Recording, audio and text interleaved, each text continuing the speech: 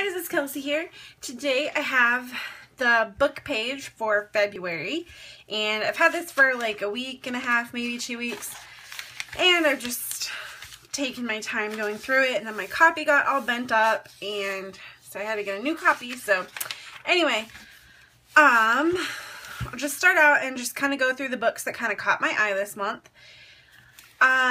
We have over here, they're coming out with a new edition of Langston Hughes' first volume of poetry, The Weary Blues, which I thought was really interesting. I really like the cover of the new edition and stuff, but to go along with that, they're also going to be publishing the book, The Selected Letters of Langston Hughes, which I think is really interesting. I just like, I don't love historical, nonfiction. What am I trying to say? I like hearing about people's lives from the past. Generally, I prefer historical fiction, but I think letters are an interesting part, and I like the way a lot of the times they piece them together so that they like tell the best story. So some things might be a little bit out of place with books of letters, which I'm not sure that's how that book is. But anyway, I think it's really interesting to read about the past. So, but I normally prefer a fiction format, but I think the letters will be interesting. So that's something I would pick up if I saw it. And then over here, this is the library reads, and a lot of times I hear about these books beforehand, or I've already heard about them, or I know that I want to read them. But this month actually surprised me. I hadn't heard of many of them. A Spool of Blue Thread is by Anne Tyler, and I've actually never read any of her books, but I'm thinking maybe this will be my first one, because I think it sounds interesting. Then A Touch of Stardust, I am super excited about. It's by Kate Alcott, and it is about Gone with the Wind. I am so excited. So, this is a historical novel, and it is told from the point of view of a young female screenwriter, gives us a backstage look at the filming of Gone with the Wind in this da-da-da-da-da. So I'm super excited. Gone with the Wind is my favorite book. Historical fiction is one of my favorite genres, so I am really excited about that. I already got my librarian boss to order it for the library so I can get my hands on that one. So I'm excited. Going down, this one looks good. It's by Joe Abercrombie. It's called Half the World, and it's the second book in the Shattered Sea fantasy series, which I hadn't heard about this, and I kind of looked up the first book, and I'm really excited about it. So if you already know about it, the first one, then this is the second one.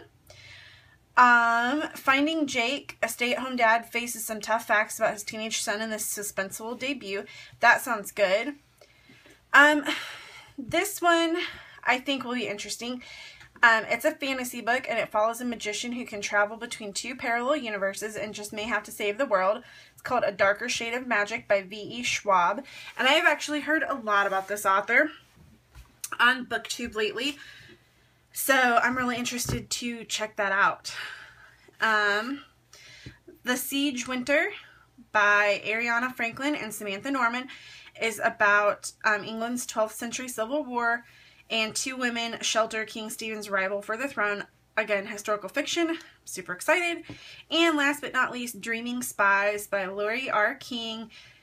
This is about Mary Russell and her husband, Sherlock Holmes, and they go from California to Tokyo to Oxford in a race to solve a potentially empire-toppling mystery. That just sounds good.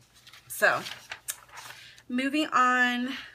Again, I don't read a lot of mysteries, but one that has caught my eye is The Forgotten Girls. I'm trying to remember what it was about. I think it's interesting.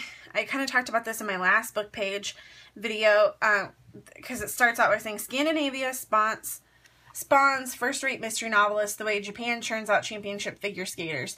And I think that's just interesting, because it's such a popular trend that I've noticed that the United States is seeing more authors from like Scandinavia, Norway, I'm trying to think, I can't think of the name of the book. The Girl Who Kicked the Hornet's Nest was really good. Boy in the Suitcase. Those are all from like that area over there. So this one sounds good. It's talking about, the title refers to developmentally challenged children whose parents found them to be too much trouble and dropped them off at a government facility. And so it's talking about two of these forgotten girls were identical twins and they died in childhood, but 30 years later, one of their bodies turns up fully grown. So now they're thinking, like, is the other twin alive? What's going on? So, yeah, I think that sounds really, really good, and I would definitely pick that up. Alright, as far as the book club picks go, I didn't actually care for two of them this month. But Shotgun Love Songs I read earlier. Well, I guess it was late last year. And I thought it was good. I thought it was a little bit more of a guy's book. But I did think it was good. Alright. I don't do romance or cooking. Not really. The audiobooks. I kind of want to read The Boston Girl. And I have read Grey Mountain. I did not like it. So, yeah. Anyway, I also read this article. It's called The Same Sky by Amanda Eyre Ward. And she was actually on the cover. So I definitely had to check that out. And this is a novel about an 11-year-old Honduran girl attempting to reunite with her mother in the United States when the controversy about undocumented minors, yeah. What I'm trying to, sorry, I just kept reading that. Anyway, I think it sounds good. I probably wouldn't buy this one, but it says right here, it's not a political novel. It's a textured, emotional story that unfolds in alternating chapters told by a Texas woman and an immigrant girl. So I do think it's interesting. Like I said, it's not one that I would purchase, but, yeah, I would definitely look into it. I hope my library gets it, or maybe my e-library will get it. Okay, this book actually sounds really good. We just got it in at my library.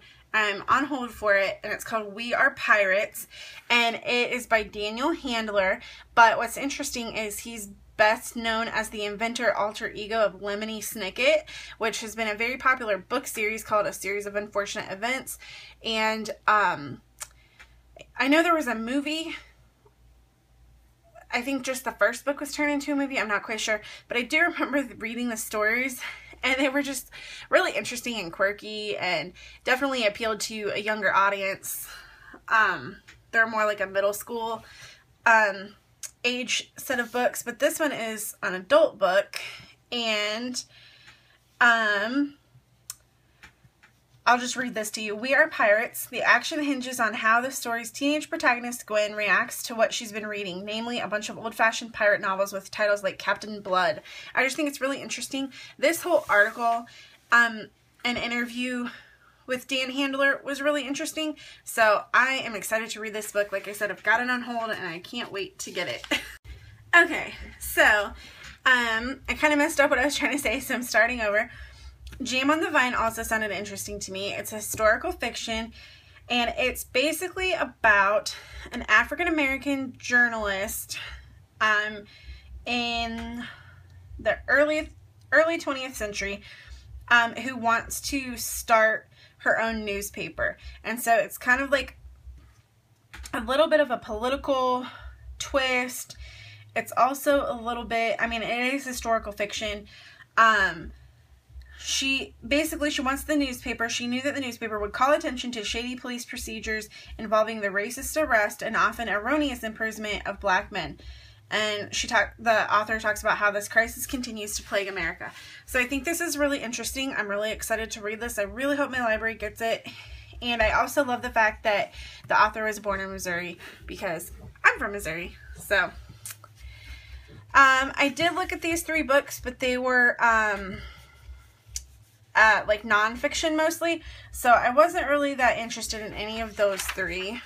But I do love the fact that they featured 3 books for Black History Month, because February is Black History Month, so I thought that was good. I also thought this sounded good over like this little advertisement over here in the corner. It's called Miss Hazel and the Rosa Parks League. Set in 1950s Mississippi, two mothers, one black, one white, learn that great change can begin with small things like an unexpected friendship. So I just think that sounds really good, so hopefully I'll pick that up. And then, oh yeah, and there was more about it right here. But that's where it first caught my eye. So just goes to show, big color ad. But yeah, you were able to read a little bit more about it here, and that's kind of good. I kind of already talked about A Spool of Blue Thread. I read about My Sunshine Away, and I just didn't really think I would care for it. Just trying to think. We got this in at my library, Funny Girl, and I actually think it sounds kind of good, but I'm usually not a Nick Hornby fan. I just haven't loved his style of writing, but I love the fact that Barbara Parker, the main character in Funny Girl, how Lucille Ball is the aspiring actress's only role model, and I really like Lucille Ball, so I think that's interesting. So maybe I would pick that up, especially since my library's got it. But yeah, I don't know. Lost and Found I thought sounded good. It's a story of a little girl named Millie Bird, and it turns child abandonment into an adventure. After her father dies and her mother leaves her in the ladies' underwear department, Millie finds two improbable helpers. And it goes on and it tells you more, but I just thought that sounded really good.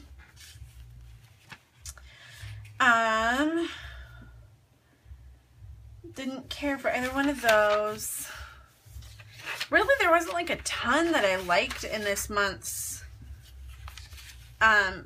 book page. Like, I liked the book page, but I don't know, it was just, I don't think January, February, March is the best time for book publishing, but Red Queen is a fantasy for young adults that I am super excited about. I've got it on pre-order. I love it. I'm super excited about it. I can't wait for it to come out.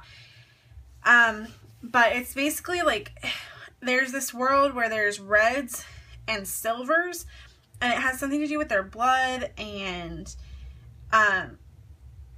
like the reds serve the silvers, but this girl who's a red discovers that she possesses some of the superhuman abilities that the silvers, you know, have, and like that's their thing, and she discovers that she has some of these supernatural abilities. So all of a sudden she's not really a red, she's a silver, but that's going to turn the entire social system on its head, and obviously there's going to be a lot going on with that. I'm pretty sure this is a trilogy. Yeah, it's the first in a trilogy, so I'm just super excited about it. I think it sounds really good.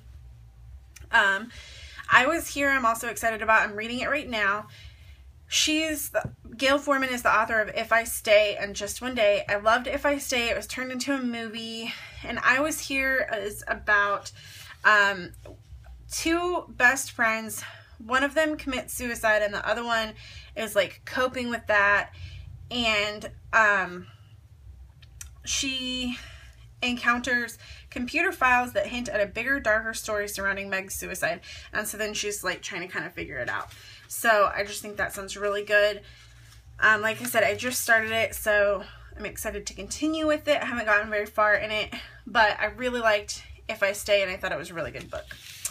And then this is a children's book, but I thought it sounded interesting for those of you with children, or even if you just want to pick it up for yourselves.